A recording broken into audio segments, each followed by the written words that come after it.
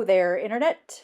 It's me again, Iku, and I want to tell you the story about how I left the Mormon church. I was a Mormon for 40 years. And yeah, I was that Mormon. I was super into it. I was like a Mormon nerd. I followed the directions to a T. I remember one time I had to go to the grocery store on a Sunday, and before I did it, I literally repented for doing it. The bloody grocery store. I mean, I needed food. So, anyway, I was the type that was really into studying my scriptures and praying and doing all the things. So, at one point, my testimony started wavering a little bit because of some family issues, and I had a family member who had been called as bishop, and I knew he wasn't a good person. And everyone kept saying how amazing and spiritual he was, and I was like, gross. I know what's going on behind closed doors, and y'all should have better discernment because this guy's a bad dude. And also, bless his heart, one of the general authorities gets up in our semi-annual conference and says to the audience, while he's being emotional and crying, you need to serve more. Stop thinking about yourself. If you have problems, you just need to serve more. And at that point in my life, I was barely hanging on. I was homeschooling my kids. I was dealing with chronic disease. I had all this childhood trauma that I hadn't dealt with. I was dealing with so much stuff. And then when he's acting like it's this emotional thing, like if you just stop thinking about yourself, then you'd be happier. I thought I was going to have a nervous breakdown. So at that point, I'm feeling kind of like, I don't know about this.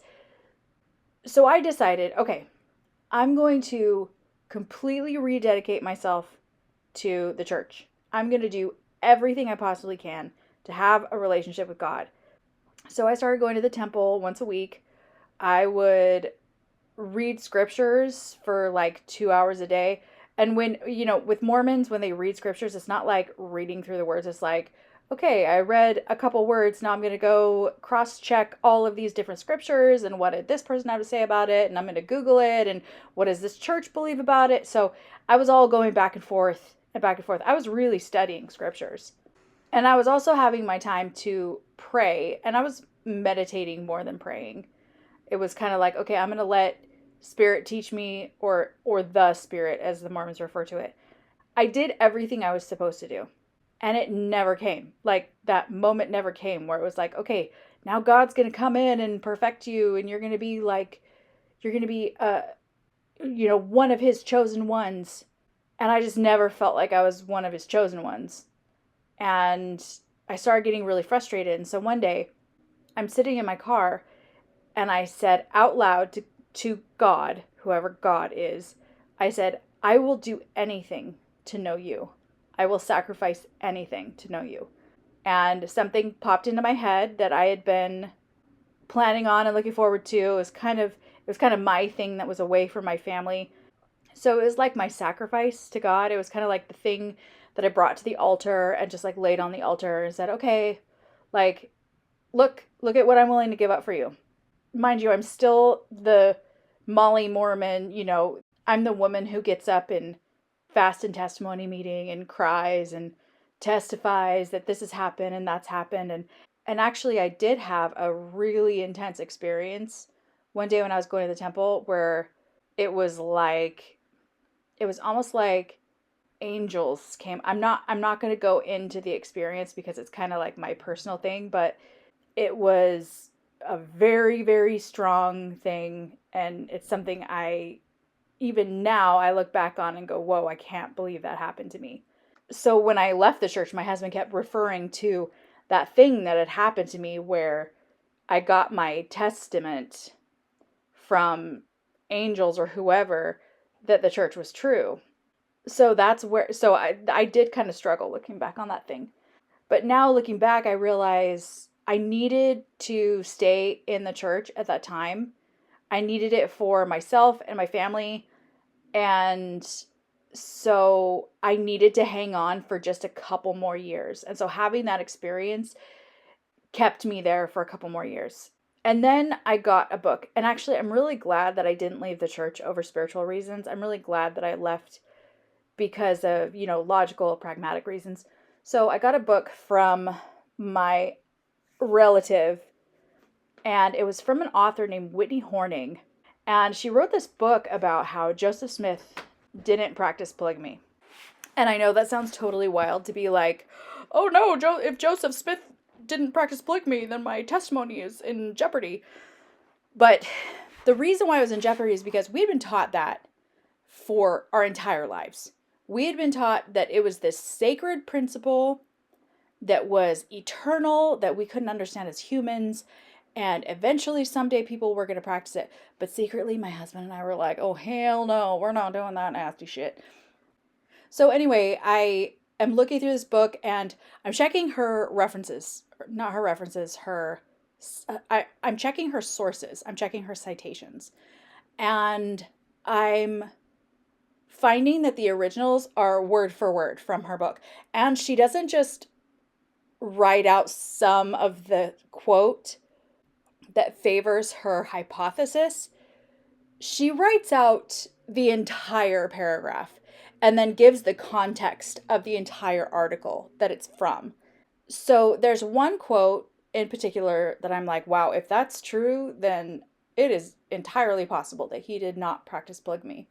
So I look up this quote and I find the original, and hers is word for word, just like the original. And I find the quote on the Mormon website. And it had been chopped up so that it didn't even mean the same thing as the original quote. And that's when my brain started to break. Because like big churches, like the Mormon church, there's even Christian churches that do it. They use programming so that you're kind of stuck in it. And then as soon as you start to question it, your programming will kick in and you'll start to doubt your own gut. So I decided that if the church could lie to us about that, then there must be other things it could lie to us about. So I started looking into it, and then I found my way out of the church, and I actually found a group of ex-Mormons who also believed that Joseph Smith didn't practice polygamy.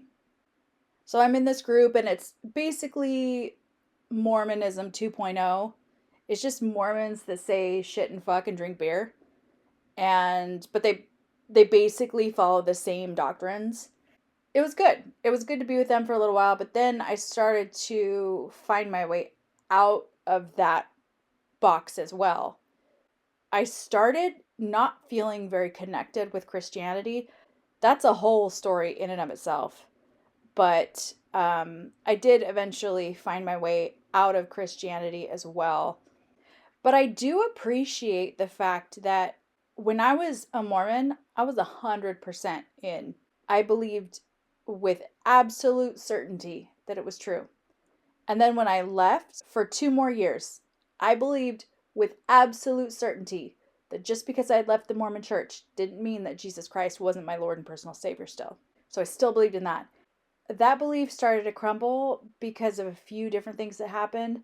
The first thing that happened was, I would go and I would talk to God in the evenings. I wasn't really talking to anyone. Nothing would happen. But I would sit there and I would just talk, and then I would listen to see if Spirit was willing to talk back. I had a lot of nights of this. And at one point, I was feeling alone and dejected and like God didn't love me. And I said out loud, I feel like this is the Squid Games. I feel like we live in the Squid Games. Like you all are up there looking at us and laughing at us and making bets on who's going to win and who's going to lose. And we're all just down here trying to survive. And it feels horrible. This place that we live in feels horrible. And I was crying and I kind of got it together. And I strapped on my big girl panties and I said, you know what? I want to believe in Jesus Christ. I want to believe that someone's coming to save me. So there, I believe in it. I want to believe in it, so I'm going to. And then soon after, I realized that's not enough. I can't just believe in something because I want to believe in it. So once again, I'm having these wrestling sessions with God.